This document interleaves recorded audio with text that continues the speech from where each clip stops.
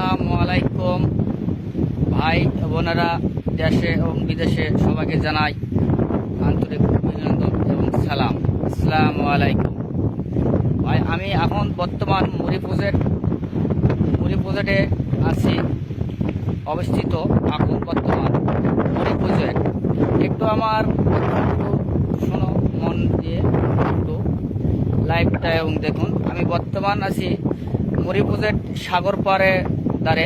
এখন সাগরটি আপনারে দেখাচ্ছি। হয়তো আমার মনের মানুষ, আমার জান পাখি, কলিজা পাখি, টিয়া পাখি সুজল এই প্রজেক্টটি দেখলে, তার সামনে ভিডিওটা গেলে সে চিনতে পারবে। সে এখানে তাকে নিয়ে ঘুরতে আসছিলাম মুড়ি প্রজেক্টে, সোনাগাজী ফেনী মুড়ি প্রজেক্ট। এই যে আপনাদের দেখাচ্ছি সাগরের ঢেউ, জোয়ার উঠতেছে। এখন জোয়ার আসে।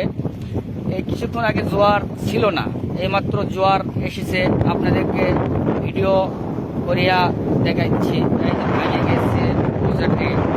আপনার শুধু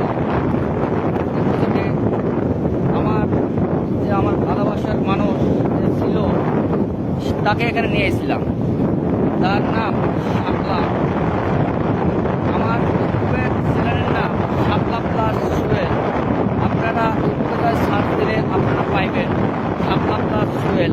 তার ছবিটা ভিডিওর মধ্যে আমি দিতাছি, তাকে দেখতে পারবেন। তাকে নিয়ে আমি এই সাগর পাড়ে এই মুড়ি প্রজেক্টে আমি তাকে নিয়ে ঘুরতে আসছিলাম। তাকে এখানে আমার দেখার জন্য আমার এই জায়গায় আসে, তার কথা অনেকটি মনে পড়ে গেছে। 1.5 বছর পর সে একই জায়গায় আইছিলাম, তাকে নিয়ে ঘুরতে আসছিলাম, এই সাগর পাড়ে ঘুরতে আসছিলাম।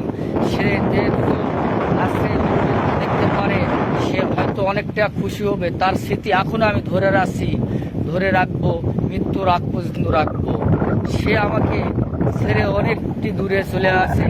হয়তো আল্লাহ তালা কোনো ভাগ্য চক্রে যদি আমার কাছে আল্লাহ তালা যদি ফিরে আমার কাছে দেয়, আশা করা যায় আল্লাহর কাছে আমি আশা আছে সে একদিন আমার কাছে অবশ্যই ফিরে আসবে। তার অপেক্ষায় আমি আছি এবং থাকব। আমি তার ছবি সহ লাইভে জীবনে তাকে জীবনটা আমার না যাওয়া পর্যন্ত আমি কখনো জীবনে ভুলতে পারবো না। তাকে আমি কি পরিমাণে ভালোবাসি আর কি পরিমাণে এক করছি, সে একমাত্র আল্লাহ ছাড়া কেউ বলতে পারবে না। তাকে ভীষণ পরিমাণে ভালোবাসি। আসসালামু আলাইকুম রহমতুল্লাহ বারাকাতুহু। ফেনী।